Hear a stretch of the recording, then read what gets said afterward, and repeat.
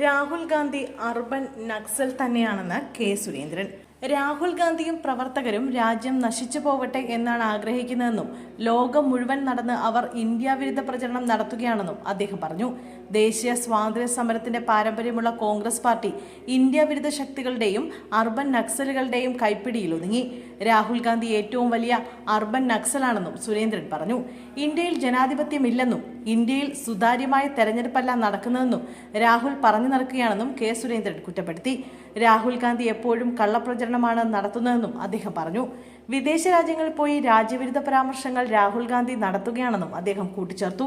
രാഹുൽ ഗാന്ധിക്കുള്ള മറുപടിയാണ് ശശി തരൂർ ഇപ്പോൾ നൽകുന്നതെന്നും അദ്ദേഹം വ്യക്തമാക്കി. അതേസമയം സുൽത്താൻ ബത്തേരി നിയമസഭാ തെരഞ്ഞെടുപ്പ് കോഴക്കേസിൽ കെ സുരേന്ദ്രന് ജാമ്യം കിട്ടി. സുൽത്താൻ ബത്തേരി കോടതിയാണ് ജാമ്യം അനുവദിച്ചത്.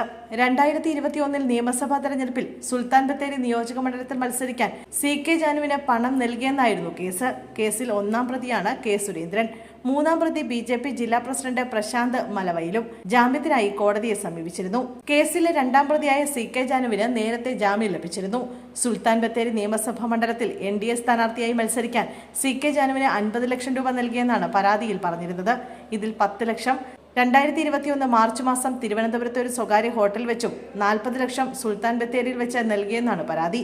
MSF സംസ്ഥാന പ്രസിഡന്റ് PK നവാസ് ആയിരുന്നു പരാതി നൽകിയത്.